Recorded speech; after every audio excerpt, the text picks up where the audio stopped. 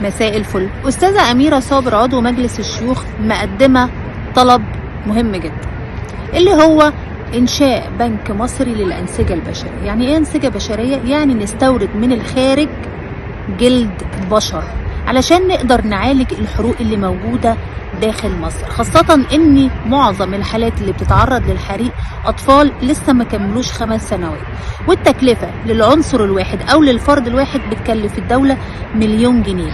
وفي طبعا اسر غلبانة ما بتقدرش تصرف ال1,000,000 جنيه علشان تقدر تعالج ابنها، فقالت لك احنا نعمل مقترح داخل بلدنا ونعمل بنك للأنسجة البشرية داخل جمهورية مصر العربية، خاصة ان احنا عندنا فطاحل في هذا الامر، ناس قوية جدا في هذا المجال.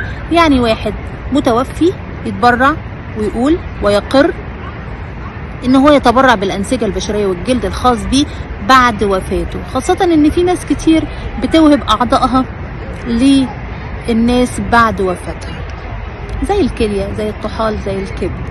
فقالت يا جماعة بدل ما نستورد من الخارج نعمل بنك هنا، علشان احنا بندفع مليارات الجنيهات سنويا عشان الموضوع ده. ايه رأيكم؟ الناس ترحب بفكرة زي دي؟ لان الكثير من الناس هجمت الامر ده، وفي ناس رحبت بيه، المثقفين والسياسيين ردوا عليها وقالوا المقترح جميل جدا، خاصة ان كده كده الواحد بعد ما بيموت طبيعي بيتحلل لوحده. وقدمت نماذج إسلامية من البلاد العربية بتقوم بهذا العمل فعلا، السعودية، إيران والمغرب. إيه رأيكم في المقترح ده؟ بين القبول والرفض. مساء الفل.